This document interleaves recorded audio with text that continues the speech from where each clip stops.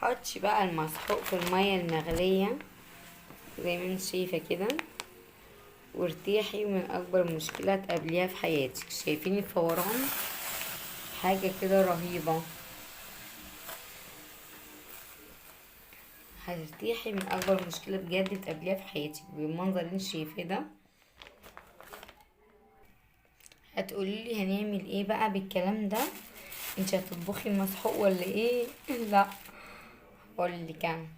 حطي كده زهرة بيضة بالشكل اللي انت شايفاه ده، وهنحط كمان معلقة كربوناتو، الخلطة العفريت اللي احنا عملناها قبل كده، بس دي بقى بالمية المغلية على النار.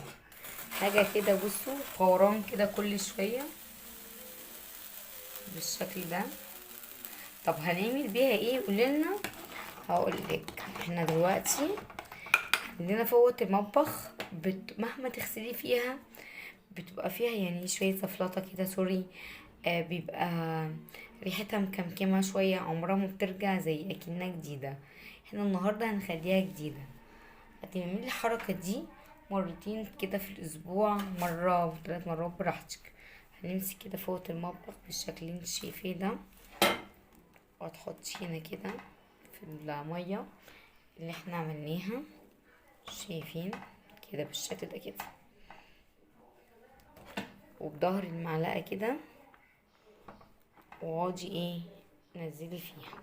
الحركة دي كانت اجدادنا بتعملها، بس في الايه الغسيل الابيض كانت بتغلي الهدوم. اللي كانت جدته او اللي هو لسه بيعمل دلوقتي لحد دلوقتي الان بيغلي الهدوم كده، يبعتلي في الكومنتات ويقولي من انهي بلد،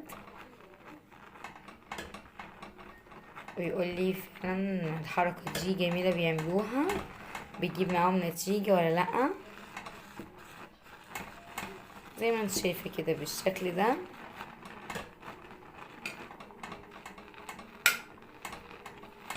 بجد نتيجة مبهرة، بجد هتطلع معاكي احلى احلى احلى من ما كنتش لسه جايباها ومشترياها.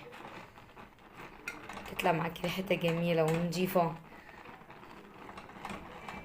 بالشكل اللي انتوا شايفينه ده. اتمنى يكون الفيديو عجبكم، نكمل احنا بقى تسليق القماش. واشوفكم في فيديو جديد حبيب قلبي، باي باي.